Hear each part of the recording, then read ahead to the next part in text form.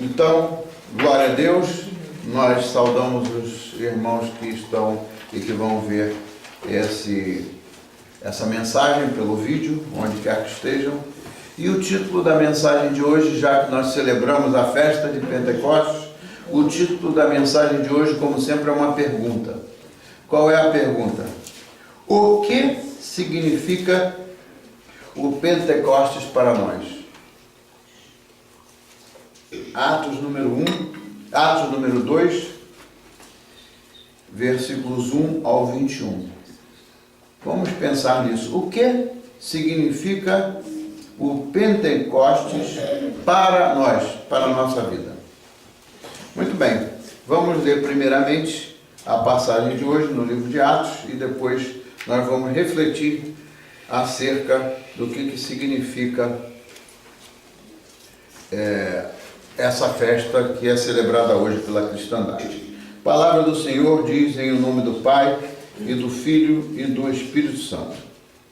Ao cumprir-se o dia de Pentecostes, estavam todos reunidos no mesmo lugar, como nós estamos hoje aqui, todos reunidos. De repente, veio do céu um som, como de um vento impetuoso, e encheu toda a casa onde estavam assentados. E apareceram, distribuídas entre eles, línguas como de fogo, e pousou uma sobre cada um deles. Todos ficaram cheios do Espírito Santo e passaram a falar em outras línguas, segundo o Espírito lhes concedia que falassem. Ora, estavam habitando em Jerusalém judeus, homens piedosos, vindos de todas as nações debaixo do céu, porque era uma celebração importante lá em Jerusalém. E aí o versículo 6 diz: quando, pois, se fez ouvir aquela voz, afluiu a multidão, que se possuiu de perplexidade, ou seja, de espanto, porquanto cada um os ouvia falar na sua própria língua. Estavam, pois, atônitos e se admiravam, dizendo: vede, não são porventura galileus todos estes que aí estão falando? E como os ouvimos falar, cada um em nossa própria maneira. Somos partos, medos, elamitas e naturais da Mesopotâmia, da Judéia, da Capadócia, de Ponto e da Ásia. Ou seja, eram pessoas de vários lugares diferentes. Também da Frígia, da Panfilha, do Egito e das regiões da Líbia, nas imediações de Cirene, e romanos que ali residem, tanto judeus como prosélitos, cretenses como arábios. Como os ouvimos falar em nossas próprias línguas as grandezas de Deus.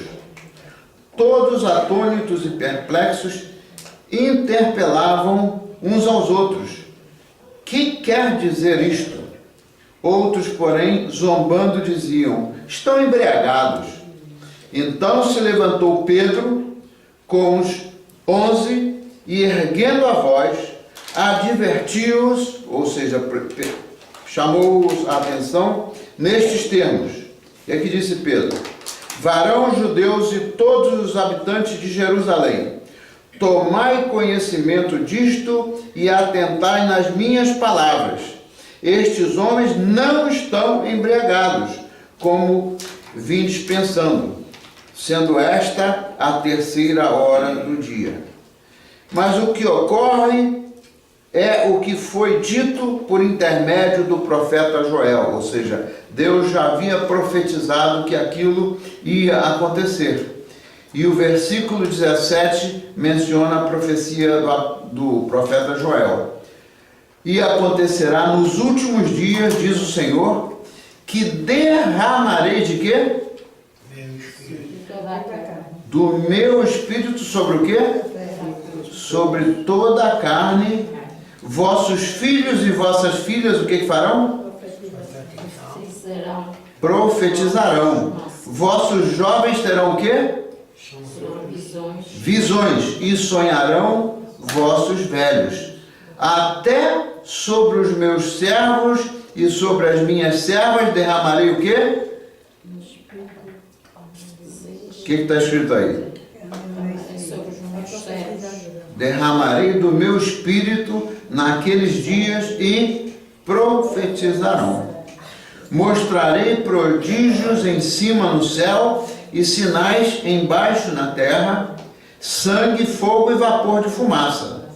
O sol se converterá em quê? Em trevas. E a luz em quê? Em sangue, antes de quê? Que venha o dia grande e glorioso, dia do Senhor. Agora eu queria que todos nós lêssemos juntos. E acontecerá que todo aquele que invocar o nome do Senhor será o quê? Será salvo. E acontecerá que todo aquele que invocar o nome do Senhor será salvo. Aí está o segredo de tudo que resulta do plano de Deus para nós, para toda a humanidade. Muito bem. Então, 10 dias depois que Jesus Cristo subiu aos céus, né, como ele já tinha dito que ia retornar para a casa do Pai, 10 dias depois, por isso é que se chama Pentecostes. Pente quer dizer 5. Então, tinha os 40 dias até desde a ressurreição até a ascensão, e depois mais 10 dias adiante aconteceu que o Espírito Santo foi derramado sobre os que estavam em Jerusalém. Então você vê que é algo sobrenatural. Não se trata de algo natural. O que a gente acabou de ler? Tinha gente lá de toda parte, gente que falava de muitas diferentes línguas. E o que acontece? Com o derramamento do Espírito Santo, cada um, ou cada grupo, ou cada qual falava na sua própria língua, ou em línguas que eram estranhas. Mas todos eles, pelo poder do Espírito Santo, conseguiam a interpretação. O poder do Espírito Santo levava eles a entender até o que estavam falando em outras línguas. E eu quero dar a vocês um testemunho do que aconteceu uma vez. Uma vez, na nossa igreja lá em Los Angeles, lá na Califórnia, eu acho que aconteceu mais de uma vez. Entrou um senhor que, na verdade, eu não sei se ele era do Oriente Médio, de onde é que ele vinha, mas o que aconteceu foi algo muito interessante. Ele não falava nem o inglês, não falava nem o espanhol e não falava nem o português. Não falava nenhuma daquelas línguas que a gente traduzia lá. A gente tinha os headphones e tinha gente que interpretava, pregava numa língua e os outros podiam ouvir a tradução, mas aquela tradução ali era feita por homens, não era feita nem pelo Espírito Santo, né? Mas aconteceu uma coisa interessante. Ao final, né, quando eu fui despedir daquele homem, ele veio se dirigir a mim, ele estava com uma alegria tão grande no coração dele, que eu perguntei a ele sobre o nome dele, etc. Aí é que eu observei que ele nem falava inglês, nem falava espanhol e nem falava português, mas foi o mesmo Espírito Santo que estava lá no dia de Pentecostes que o levou a entender a mensagem, ainda que não fosse uma mensagem pregada na língua dele. Então isso é algo realmente de natureza sobrenatural. E naquele dia a gente observa que era uma festa muito especial. E havia várias festas celebradas pelos judeus. Os judeus celebravam várias festas, mas as 3 festas mais importantes em sequência, porque tudo que está na Bíblia faz sentido porque é colocado de uma maneira ordenada, né? Então as festas judaicas, elas tinham grande significação para a Igreja de Cristo que veio depois, na época do Novo Testamento. A Igreja de Cristo foi fundada no dia de Pentecostes. Jesus Cristo tinha prometido que ia derramar o Espírito Santo, e foi o Espírito Santo que capacitou a Igreja de Cristo de seguir adiante. Então, aquelas festas que eram celebradas pelos judeus, segundo a lei judaica, no Antigo Testamento, cada uma daquelas festas tinha sentido para a vida da igreja. Tudo que está escrito no Velho Testamento tem sentido na realização do Novo Testamento, porque o Novo Testamento não veio acabar com a lei, não veio acabar com os mandamentos. O Novo Testamento não veio abolir nada que tinha sido dito antes. Por quê? Porque Deus se revela por meio da criação, se revela por meio das profecias, etc., até que veio Jesus e se revelou como o Deus vivo entre nós. Então, as três festas que eu quero mencionar, primeiro a festa da Páscoa, que aconteceu antes, obviamente bem antes de Pentecostes, a festa das primícias que eles realizavam, e a festa então de Pentecostes, que celebrava as colheitas abundantes. A festa da Páscoa, o que ela significava? O que significou a Páscoa, ou Passover, na linguagem do Antigo Testamento, em inglês? O que significava a Páscoa? Significou a libertação do povo de Israel, que vivia debaixo de escravidão lá no Egito. Eles viviam debaixo de verdadeira escravidão. Vocês veem aqueles filmes em João e Maria, vocês veem aqueles filmes com aquelas pirâmides, sabe aquelas pirâmides enormes? Aquilo foi construído por homens. Imagina construir aquelas pirâmides enormes, aquelas coisas. E quem eram os escravos que faziam aquilo? Eram os israelitas que estavam lá sob o governo de Faraó. Então, a Páscoa significou a libertação do povo de Israel lá do Egito. E como é que isso aconteceu? Aquelas casas em que Deus mandou que eles pusessem nos portais, nos umbrais das portas, pusessem ali o sangue de um cordeiro imolado, de um cordeiro morto, aquilo ali era o significado da libertação, porque quando veio o anjo da morte para destruir todos aqueles que escravizavam o povo de Deus, em cada casa que tivesse ali nos umbrais das portas, em cada casa que tivesse ali o sangue colocado nos portais, ali o anjo da morte não tocava em ninguém. Muito bem, isso foi o que aconteceu lá na época do Velho Testamento. Quanto à festa das primícias, é uma coisa interessantíssima também, porque tem significado para a palavra de Deus, porque eles celebravam os primeiros frutos da colheita, né? Os primeiros frutos da colheita, ou seja, quando eles faziam a colheita, todo mundo se dedicava a plantar para colher. Os primeiros frutos da colheita eles dedicavam a quem? Dedicavam ao Senhor Deus. Então, aquilo era chamado a festa das primícias. E a festa de Pentecostes, né, era onde eles celebravam as colheitas abundantes. Não era simplesmente colheita, eram as colheitas abundantes, o que aconteceu exatamente no dia de Pentecostes. Por quê? Porque a Páscoa, quando chegou na época do Novo Testamento, ela celebra o dia em que Jesus foi o quê? Em que Jesus foi imolado, o dia em que Jesus foi crucificado e derramou do seu sangue para nos livrar do nosso pecado, e depois ele ressuscitou no terceiro dia para nos dar a vida eterna. Esse é o significado da Páscoa na realização do Novo Testamento, quando nós celebramos aqui o dia da Páscoa, né? Toda a igreja cristã celebra o dia da Páscoa.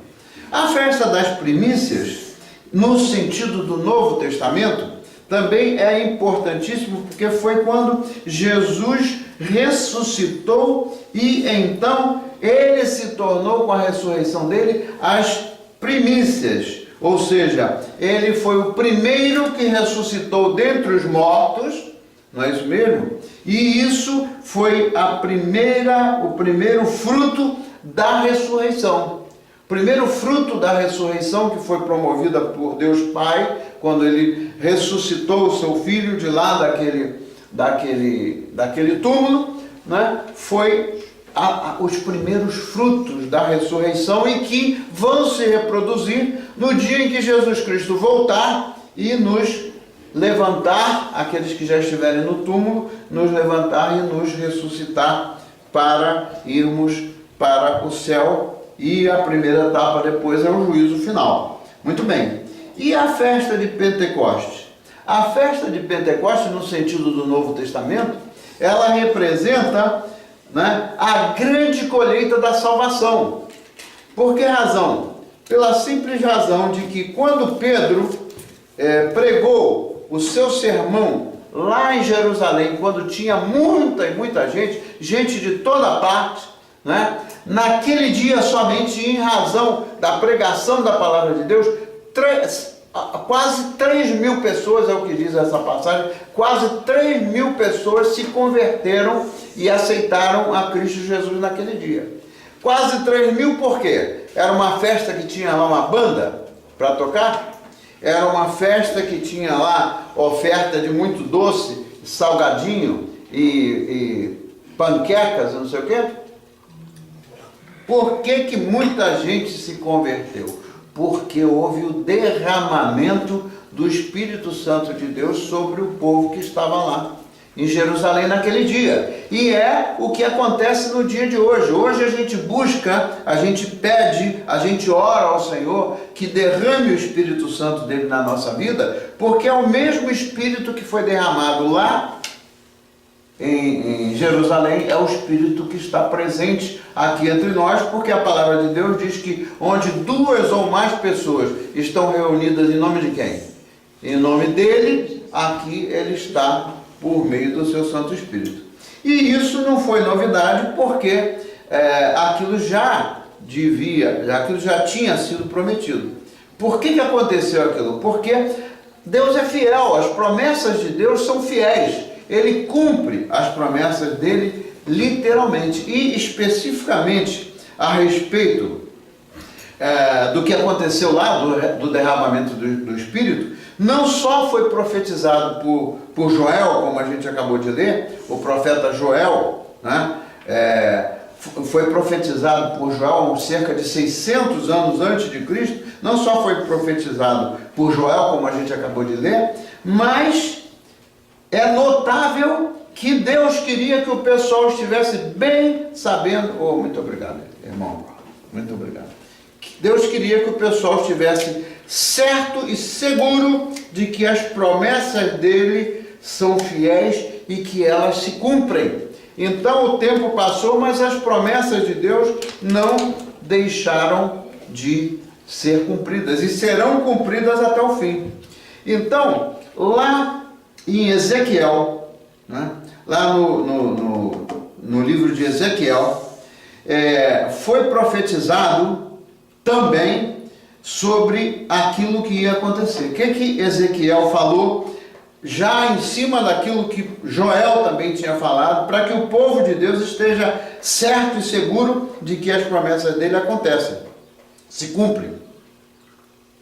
É por isso que esse capítulo 2 do livro de Atos começa dizendo assim: quando cumpriu-se o dia de Pentecostes. Ou seja, quando cumpriu-se a promessa de Deus. Por isso está o verbo cumprir-se lá. Então, a promessa que veio por meio de Ezequiel para o povo foi essa aqui, ó. Espalharei água pura sobre vós e ficareis purificados.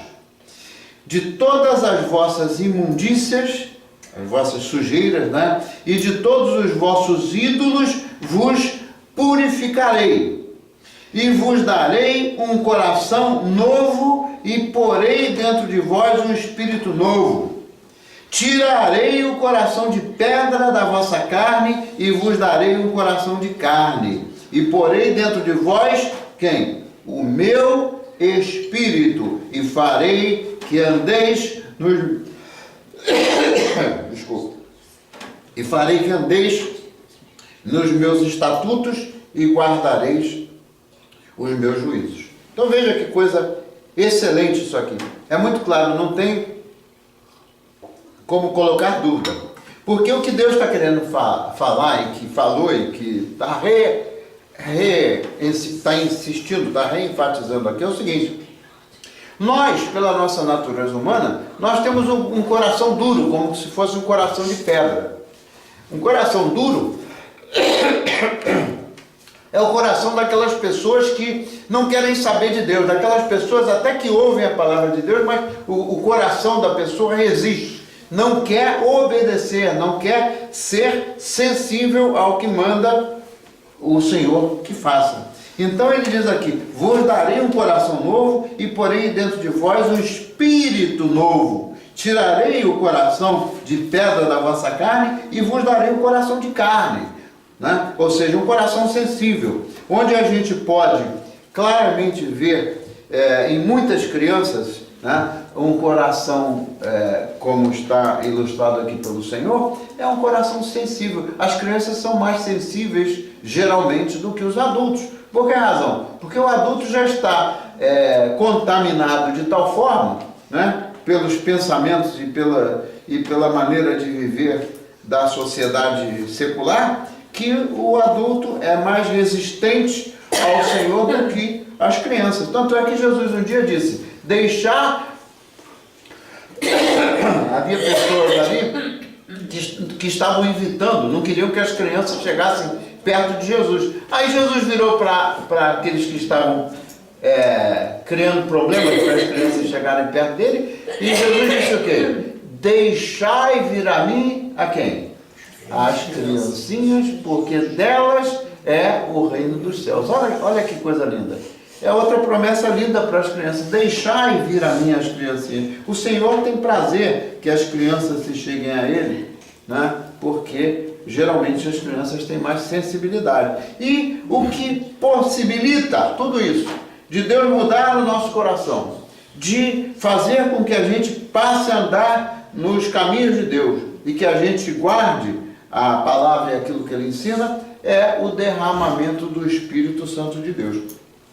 Por isso que hoje é o dia que eu insisto e que o que a gente mais quer ver no meio da igreja e no meio da comunidade, né, e no meio das pessoas, é que o Espírito de Deus seja derramado. Porque toda a resistência que a gente vê, quando a gente convida as pessoas para virem, algumas pessoas para virem à igreja, e as pessoas não querem saber de vir à igreja. Quando a gente fala de Deus com algumas pessoas, é como se fosse você cuspir fogo em cima daquela pessoa, porque a pessoa está com o coração tão contaminado, tão duro, que é só pela misericórdia do Espírito Santo de Deus que alguém se rende ao Senhor. Então, meus amados e minhas amadas, é outra promessa que está na Bíblia: aquele que começou a boa obra em nós, Ele a completará na nossa vida até o dia do Senhor. Então, qual é o segredo para que isso aconteça? É somente a gente crer. Se a gente crer nisso, se a gente crer que Jesus morreu por nós, que Ele nos ama, né, e tudo que Ele quer é nos perdoar, o que a gente tem que fazer é só a gente chegar para Ele e dizer: Senhor, me perdoa, porque eu fiz isso errado, eu fiz aquilo errado, né? Então nós estamos em uma situação, estaremos em uma situação diferente, e depois Ele ressuscitou, depois de morrer, né, para nos dar a vida eterna. Ele é o Deus da vida. Então a obra dele, que começou antes da ascensão dele ao céu, quando ele veio aqui, quando ele alimentou quem tinha fome, quando ele curou os que estavam doentes e quando ele proclamou o Evangelho do Reino, né, ele derramou o seu Santo Espírito, e pelo poder do seu Santo Espírito é que aqueles que são chamados, eles aí vão fazer parte da colheita da salvação, a grande colheita da salvação. Então, o significado da festa de hoje, da festa de Pentecostes, é o cumprimento daquelas promessas, né? Promessa de quê? Promessa de morte ou promessa de vida? promessa de vida eterna, né? Então, a obra, meus irmãos, não é nossa. Não depende da nossa boa vontade, não depende da nossa capacidade. A obra é feita pelo Senhor. Nós não podemos fazer nada para nos ajudar, a não ser a gente se render ao Senhor. Porque só o Espírito de Deus é que pode nos ajudar. Então isso aí é simples. É só o Espírito de Deus tocar o nosso coração para a gente viver aquilo que a palavra diz. A palavra dele diz. Então, a obra realmente é do Espírito Santo. E até mesmo arrepender-nos dos nossos pecados é um trabalho do Espírito Santo. Quanta gente você conhece que vive fazendo as coisas erradas, né, e nunca se arrepende? Por quê? Porque precisa da ajuda do Espírito Santo de Deus. Um dia desse, eu vi na televisão um cara lá, eu acho que foi no Brasil, não me lembro. Eu vi um cara que ele já tinha praticado um crime lá, não sei contra quem, não sei se foi que se matou alguém ou se roubou, não importa. E ele continuava, era liberado, teve um até que ficou na cadeia não sei quantos anos, depois que foi liberado, começou de novo a fazer aquilo. Então, a pessoa que tem esse tipo de atitude, que não se arrepende, é porque ainda não foi alcançado pela misericórdia do Senhor, ainda não foi alcançado pelo Espírito Santo de Deus. Só o Espírito Santo, e esse cumprimento da promessa, ele vem pela graça de Deus e mediante a fé. Mediante a fé em quem? A fé é em Jesus Cristo. Então, aquilo que aconteceu naquele dia da grande festa, hoje, com a celebração de Pentecostes, é uma festa de alegria. Se existe aqui alguém entre nós que está triste,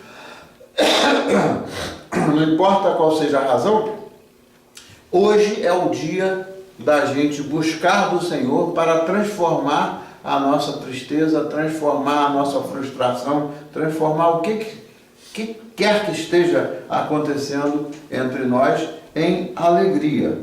Então, aquele que crê, se você crê, se eu creio no nosso Senhor Jesus Cristo como Senhor e Salvador, não faz sentido que a gente continue, veja só, não faz sentido que a gente continue a viver em tristeza, em depressão, em isolamento e com um vazio na alma, se nós temos o Espírito Santo de Deus na nossa vida. O sinal do Espírito Santo de Deus na nossa vida é nos trazer conforto. Ele é o Consolador, está escrito na Bíblia. Uma das funções do Espírito Santo de Deus é nos consolar. Qualquer que seja a situação, que a gente esteja triste ou qualquer coisa dessa ordem, Senhor, me consola, porque o Senhor prometeu o seu Espírito como Consolador, né? E eu preciso, Senhor, da sua consolação. E o Espírito Santo de Deus vai vir e vai tirar a tristeza do seu coração, né?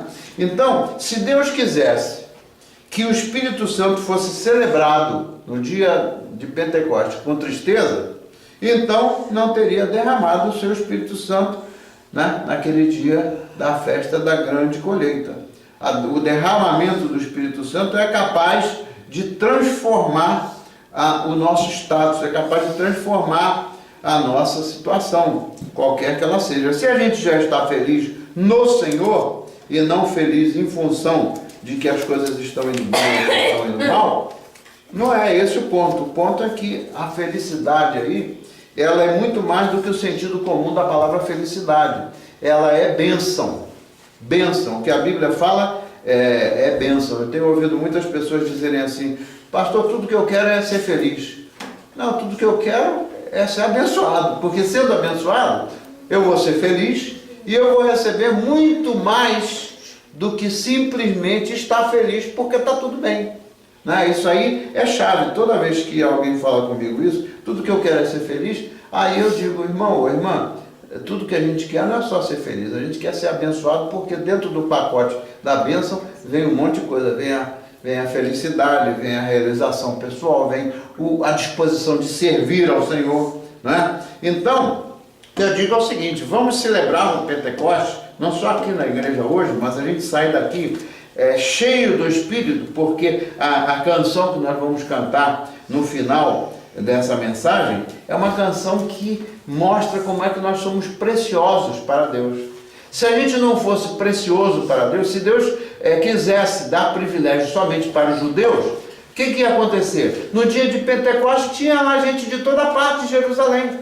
No entanto, o Espírito Santo foi derramado sobre todos, não importava a raça, não importava de onde vinha, não importava a situação de cada um. Então, isso que é o propósito do Senhor. O dia do o dia do Pentecostes, que a gente celebra ao Espírito Santo, a gente sair daqui cheio do Espírito Santo representa dizer que o Espírito Santo vive em nós.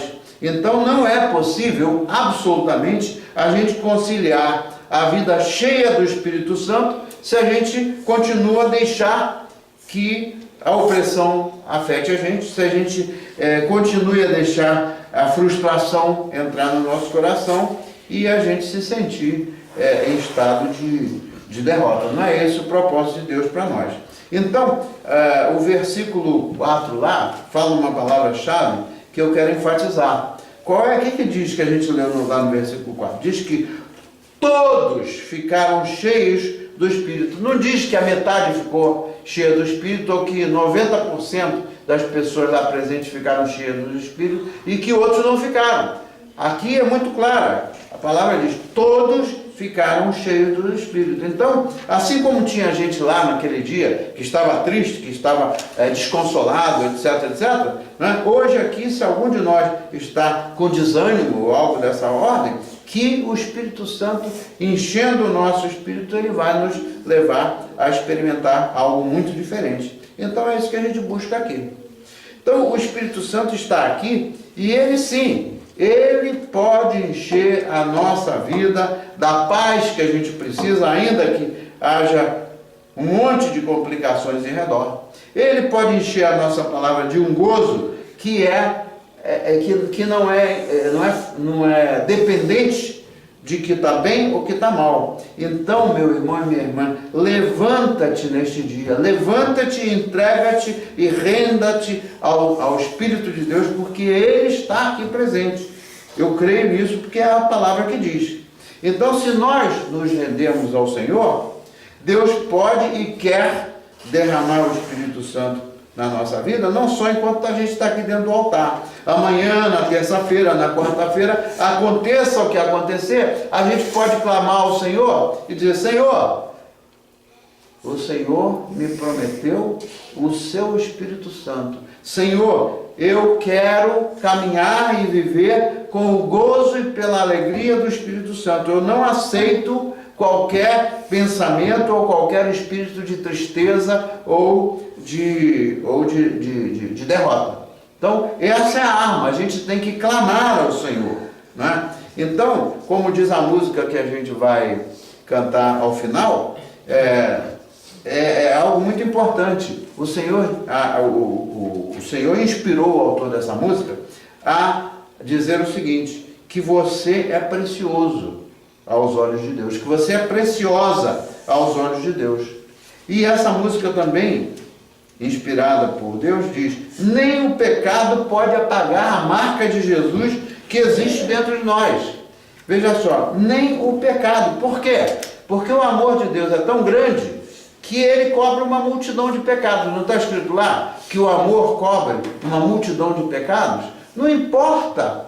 Quando a pessoa vive condicionada ao passado, ou que vive no passado, ou que vive as memórias ruins do passado, ou as experiências ruins do passado, não está vivendo o presente e não está se preparando para o futuro, porque o que o Senhor quer é deixar claro que nem o pecado apaga a marca de Jesus que existe dentro de nós. Então, se nós crermos nisso, nós temos o selo do Espírito Santo de Deus. A Bíblia diz que nós somos selados. O que é selado? É quando você pega um envelope ou um documento qualquer e você sela ali, você põe uma estampa, né? Aquilo é a marca do Espírito Santo de Deus em nós. Se nós cremos nas promessas do Senhor, né, nós temos o selo do Espírito Santo, porque foi por isso que Jesus Cristo se entregou em sacrifício por nós. Foi por isso, foi por amor. Então, a Bíblia também diz, a gente sempre busca o que diz a Bíblia. A outra coisa importante que a Bíblia também diz é o seguinte: tudo posso naquele que... Tudo posso. Tudo posso em Jesus Cristo. Tudo. Está dito que é tudo? Eu não posso duvidar, porque se eu duvidar, eu não estou vivendo pela fé. Então agora, deixe para trás o passado. Perdoe e busque ser perdoado ou perdoada, e não continue vivendo cheio de tristeza, cheios de ressentimentos ou mesmo de ódio. A oração do Pai Nosso, o que ensina? O que diz a oração do Pai Nosso? Pai Nosso, que estás no céu, santificado. E depois lá na frente diz o quê? Perdoai as nossas dívidas, assim como nós perdoamos os nossos devedores. Perdoai os nossos pecados, assim como nós perdoamos aqueles que pecaram contra nós. Então a equação, a matemática de Deus é muito clara. Como é que eu posso imaginar que Deus que me criou, Deus que nos ama, e que Deus que fez com todas essas bênçãos aí que aquela canção diz, conte as bênçãos, né? Que as bênçãos aconteçam na nossa vida, como é que a gente pode imaginar que Ele que nos perdoa, a gente mesmo não se perdoe a nós mesmos ou não perdoe as outras pessoas, né? As outras pessoas que pecaram contra nós. E uma das coisas que acontece muito e que a gente observa é que todas as pessoas foram criadas com o propósito de amar e serem amadas. Isso é o que está escrito na Bíblia. Não tem nenhum ser humano que você possa imaginar que satisfaz a sua alma se não se sente amado ou se não se sente amada. Então, quando uma pessoa não aprecia nada de bom na pessoa com quem se relaciona, né, alguma coisa muito profunda está acontecendo na alma daquela pessoa que não é apreciada. Por quê? Porque se nós fomos criados para amar e ser amados, se a gente ofende ou se a gente é ofendido, existe um remédio. Para tudo existe um remédio, e o remédio é o perdão. Agora, só acontece o seguinte: se a gente não usar, porque o apóstolo Paulo ensina isso muito claramente, se não abrirmos a nossa boca para levantar o nosso semelhante, seja ele quem for, né, então é melhor a gente ficar calado. Não é isso que o apóstolo Paulo ensina? Se não for para a gente abrir a boca para levantar a pessoa, todas as oportunidades a gente deve usar para isso. Se você vai no mercado, ou se você vai no café, não sei o quê, God bless you, Deus te abençoe. A pessoa, quando recebe uma palavra dessa, quando eu faço isso, e eu vejo que às vezes algumas pessoas ouvem essa palavra até com surpresa, né? A pessoa ouve até com surpresa, porque não é comum o homem, o ser humano, na sua capacidade natural, abençoar os outros, né? Dizer uma palavra de bênção. E Deus nos criou para nós abençoarmos e sermos abençoados. Então, até os pecadores o Senhor ama. Ele só não ama o pecado, mas até os pecadores Ele ama. Então, nós todos necessitamos da misericórdia dEle. Então, a canção vai ser muito importante, porque, na verdade, o que mais nos importa que a gente tenha dentro da nossa mente é que o que vale para nós realmente é que o Senhor nos reconheça, que o Senhor veja o que existe dentro do nosso coração, que o Senhor se agrade daquilo, porque às vezes nem precisa da gente abrir a boca, Ele lê o nosso coração, Ele lê os nossos sentimentos. Então, quando o Senhor é capaz de fazer isso, eu não vou dizer que alguém vai ficar feliz de receber uma palavra de bênção, que alguém vai ficar infeliz ao receber uma palavra de bênção, mas na verdade, imagina uma pessoa que viva totalmente isolada. Quantas pessoas existem na rua, pessoas que não têm a menor condição de ter um teto. Lá no Brasil a gente vê isso, e aqui em Boston a gente vê isso, aqui em Fall River a gente vê isso. Será que com o frio a pessoa está ali morrendo de frio, e está ali para apanhar um dinheiro, para apanhar umas moças. Será que aquele cara ali está ali fazendo só para encher o bolso de dinheiro? Eu não creio. Lá no Brasil, a pessoa que dorme na rua, a pessoa que é maltratada na rua, já não tem nem onde dormir, é maltratado na rua, é chutado. Então, será que isso daí é algo que agrada a Deus? Eu não creio. Então, o Espírito Santo está aqui para nos curar, para nos libertar nesse dia e sempre. Então, a chave é essa, a gente deixar que o Espírito Santo de Deus entre na nossa vida, entre na nossa alma, para a gente poder mudar ou para nós sermos satisfeitos daquilo que nós mais necessitamos. Então, deixe que o Espírito Santo se derrame na sua vida hoje. E o que diz o versículo 21? Vou repetir o versículo 21, porque ele fecha essa parte aqui, né, do capítulo 2, ele fecha com o versículo 21, dizendo assim: e acontecerá que todo aquele que invocar, chamar o nome do Senhor, será o quê?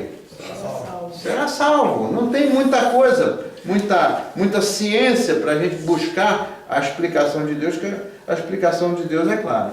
Então, se você é nascido de novo, se eu sou nascido de novo, a nossa história, veja bem, eu vou encerrar com isso, a nossa história e a nossa autopercepção, ou seja, a maneira como nós mesmos nos vemos ou nos avaliamos, não é o que define o que nós somos.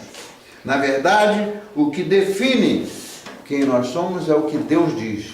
E ele aqui, nessa passagem, e em toda a Bíblia, o propósito do Senhor é dizer que nos ama. Então, isso é que importa, não importa mais nada. O que define é o que Deus, é como Deus nos vê, é como Ele lê o que está dentro do nosso coração. E isso é um mistério de Deus com você, como diz essa canção. Então, a pergunta final é essa: você crê nisto que a gente ouviu hoje? Se você crê, então vamos ouvir essa música agora, que é uma música linda e ela quer dizer muito da nossa comunhão também, porque estamos aqui na presença do Espírito Santo de Deus, né? Então vamos, quem quiser cantar, cante junto, não tem nenhum problema, mas vamos usar essa música como um momento de reflexão sobre o amor de Deus na nossa vida, amém?